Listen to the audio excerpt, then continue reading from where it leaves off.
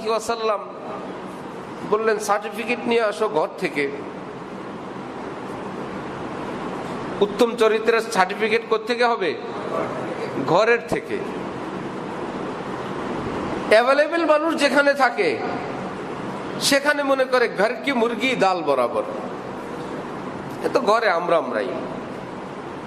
হঠাৎ কোথাও গেলে অনেক ভদ্র, ঘরের মানুষ সারা বছর খাওয়ায়, রান্না করে, কুটে রান্না করে, পরিবেশন করে, আবার হান্ডি পাতিল ধোয়, আবার ঘরের কাজ, আবার স্বামীর মাল, আবার স্বামীর সন্তান, সব পাহারাদারি করে। জীবনে 10 টাকাও হাদিয়া দেয় নেই। রেস্টুরেন্টে গেছে, হালকা 20-30 টাকার 50 টাকার নাস্তা খায়া, 100 টাকার নাস্তা খায়া 50 টাকা 100 টাকা বকশিস দিয়ে আসছে। উনি ভদ্র মানুষ, বকশিস দিছে, যে বেচারা এরকম খাওয়াইলো তাকে একটু বকশিস দিল। আর ঘরের কোনো বাবুর্চি নাই যে সারা বছর খাওয়ায়, ঘরের বাবুর্চি নাই, আছে কিনা? সেখানে বকশিস নাই, কারণ ঘর কি মুরগি ডাল বরাবর। নবীজি বলেন বাইরের সনদে হবে না। কয়েক মিনিটের জন্য চাইনিজে থাই রেস্তোরাঁয় গেলা, সেখানে স্পেশাল চেহারা সুরত, একদম সালাম সেলুট পায়া বকশিস দিয়ে আসলা, এই যে তুমি এত ভালো, এই সনদ আমার কাছে কাজে লাগবে না। এটা ভুয়া সনদ। কোত্থেকে সনদ আনতে হবে? নবীজি বলেন খিয়ারুকুম ফি আহলি, তোমার পরিবার থেকে সনদ নিয়ে আসো। তোমার স্ত্রী যদি বলে, মা বাবা যদি বলে, সন্তানরা যদি বলে, হ্যাঁ আমাদের এই ব্যক্তি ইনি ফেরেশতা তুল্য একজন মানুষ, তিনি বলেন হ্যাঁ, তাহলে আমিও ওই সার্টিফিকেটে দস্তখত করে দিব, সত্যি তিনি একজন ভালো মানুষ। হযরত ডাক্তার আব্দুল হাই সাহেব রহমতুল্লাহি আলাইহি হাকিমুল উম্মত মাওলানা আশরাফ আলী থানভীর বিশিষ্ট খলিফা ছিলেন, মস্ত বড় আলেম বুজুর্গ, আল্লাহ ওয়ালারা তার হাতে বায়াত ছিলেন, অথচ তিনি আলেম ছিলেন না।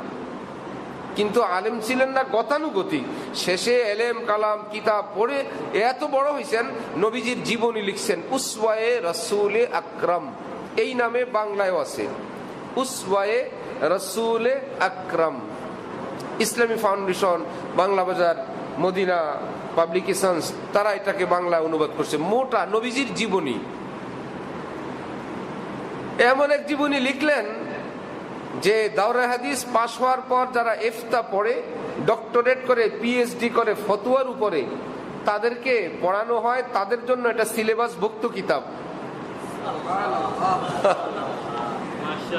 দাওরায়ে হাদিস পাশ করার পরে যে ডক্টর হবে, পিএইচডি করবে, সেই পিএইচডি ওয়ালাদের জন্য সিলেবাসের অন্তর্ভুক্ত লেখা কিতাব ডাক্তার আব্দুল হাই সাহেবের উসওয়ায়ে রাসূলে আকরাম সাল্লাল্লাহু আলাইহি ওয়াসাল্লাম।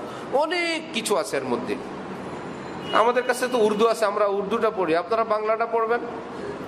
এই নামে ওনার স্ত্রী বলেন, ওনার ইন্তেকালের পর আলহামদুলিল্লাহ এবার ওনার কবর জিয়ারতের নসিব হয়েছে দারুল উলুম করাচিতে।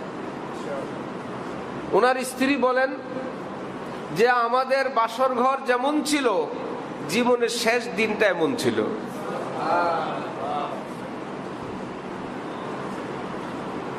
যে আমাদের জীবনের প্রথম দিন যেমন আনন্দ ঘন এবং অমলিন, নিষ্কলঙ্ক, নির্দাগ, নির্ভেজাল, অনেক সুন্দর ছিল, ঠিক আমাদের জীবনের শেষ দিনটাও এমনই ছিল।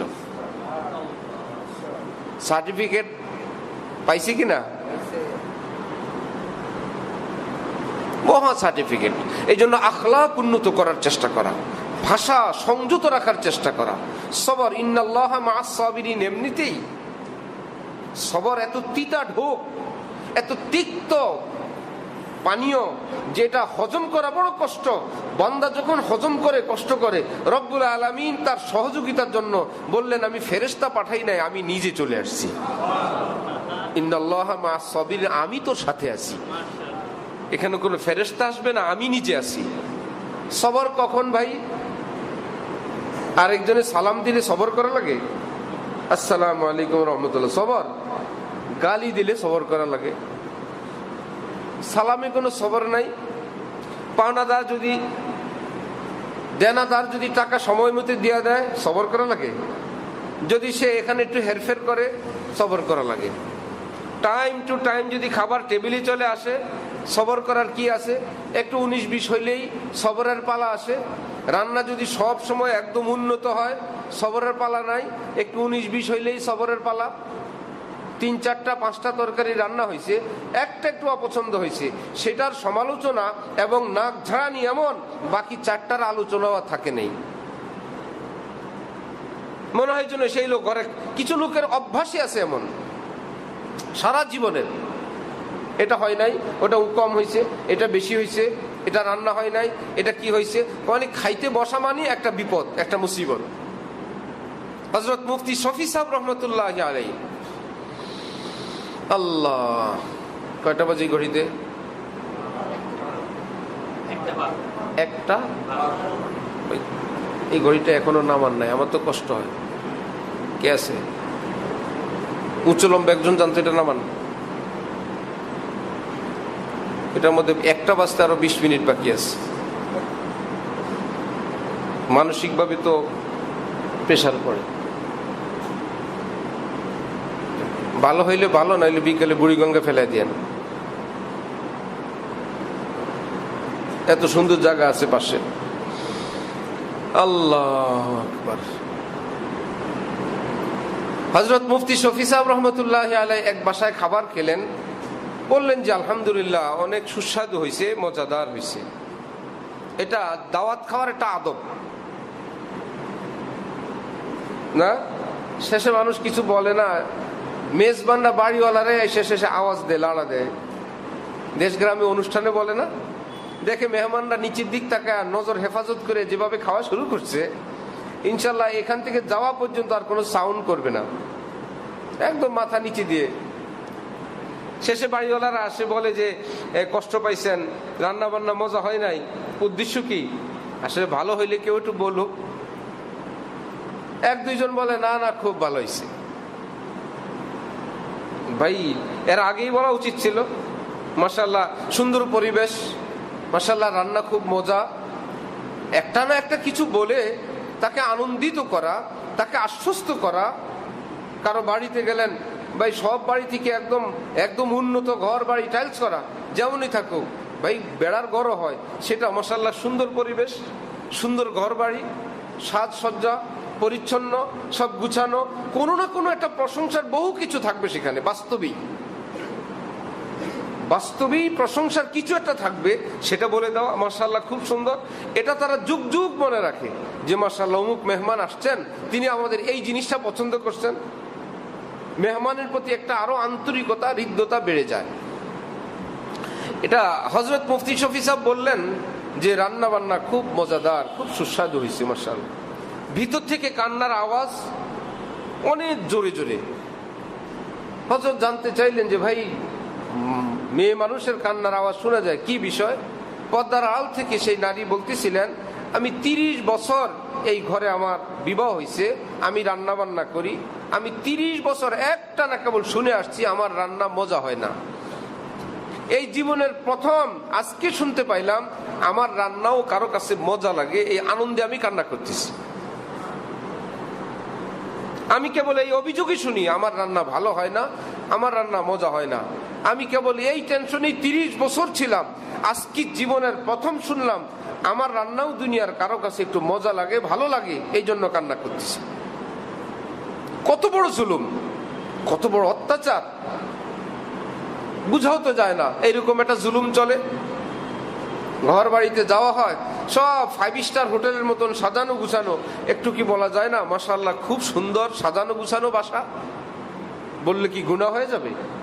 মাশাআল্লাহ খুব সুন্দর সাজানো গুছানো বললে যিনি করেন তার কষ্টটাও লাঘব হয়, তিনি আগামীতে আরো সুন্দর করার জন্য প্রস্তুতি নেবেন।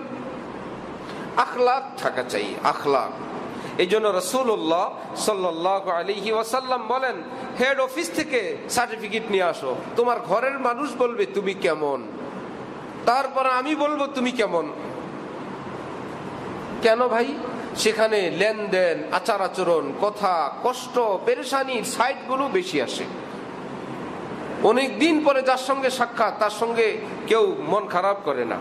হাকিমুল উম্মত মাওলানা থানভী বলেন, কোন বুজুর্গ পীর সাহেবের স্টেজের বয়ান শুনে মুরিদ হয় না।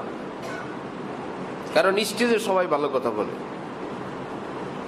কোন বয়ানের মধ্যে গিয়ে কেউ খারাপ কথা বলে?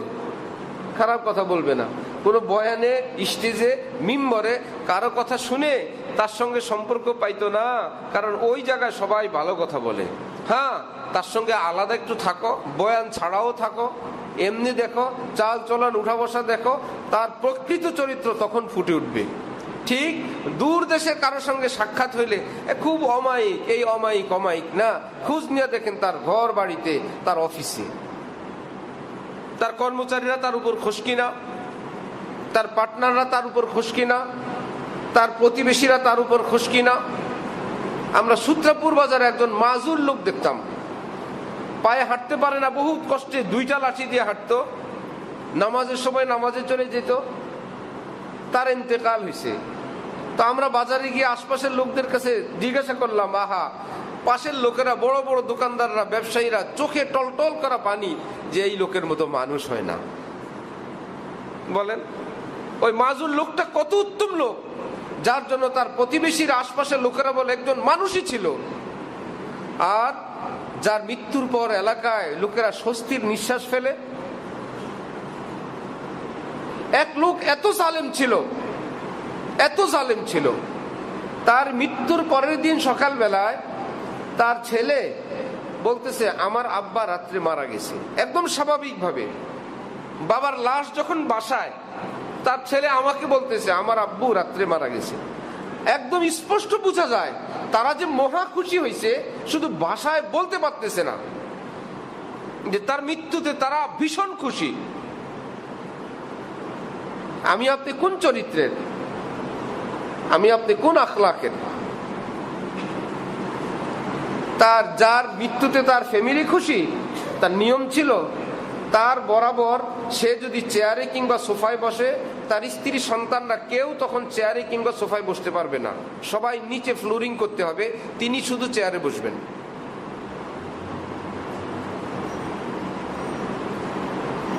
তিনি যদি রাত্রে বাইরে যান, দূর দেশে কোথাও যান, রাত 12টা, 1টা, 2টা যখন তিনি আসবেন, বাসার সবাই তখন খাবার খেতে হবে, তার আগে কেউ খাবার খেতে পারবে না।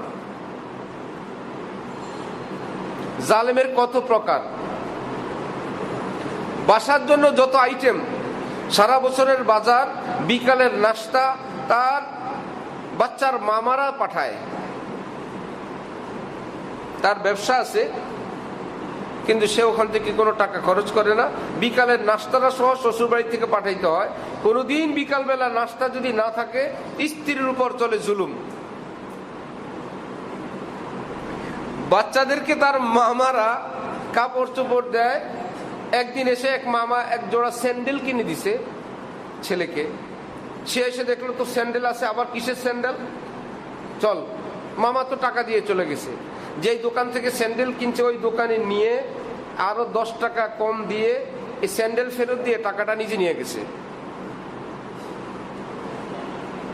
শুনছেন, আমাদের কাছে কত খবর আছে, এগুলো গল্প না, পরিচিত লোকের কথা। সেই লোকের মৃত্যুতে রাত্রে মারা গেছে, কিভাবে মারা গেছে আল্লাহু আলাম। সকালবেলা তার ছেলে বলতেছে, রাতে আমার বাবা মারা গেছে। লাশ যখন বাসায়, চোখে পানি নাই, কোনো বেদনা নাই, কোনো ক্লান্তি নাই, বরং একটা স্বস্তি। এমনটা না হই, এমনটা না হওয়া চাই। লা ইউরহাম মান লা ইয়ারহাম, নবীজি বলেন, যে দয়া করে না তার উপর দয়া করা হয় না। যে মাখলুকের প্রতি, মানুষের প্রতি দয়া করে না, তার দিলটা নরম না, গলে না, তার উপরও দয়া করা হয় না। অন্যদের সঙ্গে যে অনেক কঠোর হয়, তার উপরেও কঠোরতা করা হয়। সে কেবল পেরেশানিতে থাকে, কেন আমার জন্য কঠোরতা করা হয়, কেন আমার জন্য এত কড়াকড়ি। নবীজি বলেন, তুমি কড়াকড়ি, এই জন্য কড়াকড়ি, তুমি নরম দিলওয়ালা হও, আল্লাহ পাক তোমার সঙ্গে আল্লাহর বান্দাদের দিলকে নরম বানায় দিবেন। চাই তো নম্রতা, কিন্তু নম্র হইতে চাই না। লা ইউরহাম মান লা ইয়ারহাম, যে রহম করে না, দয়া করে না, তাকে দয়া করা হয় না। আম্মিজান হযরত আয়েশা রাদিয়াল্লাহু তাআলা আনহা, নবীজি ওনাকে বললেন, আয়েশা ঘরের খরচপাতি ইত্যাদির ব্যাপারে অত কষাকষি করো না, কারণ এখানে কষাকষি করলে উপরে কষাকষি শুরু হয়ে যাবে। অনেক কষাকষি করলে উপরে কি হয়ে যাবে, উপর থেকে ওইভাবে আসবে। এখানে উদার মনে খরচ করো, বুদ্ধিমত্তার সঙ্গে, জ্ঞানের সঙ্গে, অপচয় তো প্রশ্নই আসে না। উদারতার সঙ্গে দেখবা আল্লাহ পাক তোমাকে সেইভাবে দান করবেন। এর জন্য আজকের আলোচনা হলো আমাদের আখলাক কেমন। রাসূল পাক সাল্লাল্লাহু আলাইহি ওয়াসাল্লাম ইরশাদ করেন, আকমালুল মুমিনিনা ঈমানান আহসানুহুম খুলুকা। সবচেয়ে বড় পাক্কা ঈমানওয়ালা কে, সবচেয়ে বড় কামিল ঈমানওয়ালা কে? নবীজি বলেন, উত্তম আখলাকওয়ালা যে, যার আখলাক চরিত্র যত সুন্দর তার ঈমান তত সুন্দর। হযরত আশরাফ আলী থানভী বলেন, আমার জীবনে কোনোদিন আমার স্ত্রীকে খাবারের পরে আমি বলি নাই দস্তরখান উঠাও। একটা নির্দেশের মতো, এটা একটা অসম্মানজনক শব্দ। কাউকে আদেশ করলে এটা উঠাও, কর্মচারী কর্মচারী লাগে না? হযরত বলেন, কেন তাকে বলবো, সে কি আমার কর্মচারী? আমারটা আমি উঠাই। হাকিমুল উম্মত আশরাফ আলী থানভী বলেন, দস্তরখান আমি উঠাই, যদি তার সহযোগিতা নিতে হয় কোনো ব্যস্ততায়, কোনো জরুরতে, তা আমি তাকে সরাসরি আদেশ করি না, আমি কথা একটু ঘুরে এভাবে বলি, দস্তরখান উঠোয়াও, দস্তরখানটা উঠানোর ব্যবস্থা করো, তুমি উঠাও, সরাসরি এভাবে আদেশ করি না।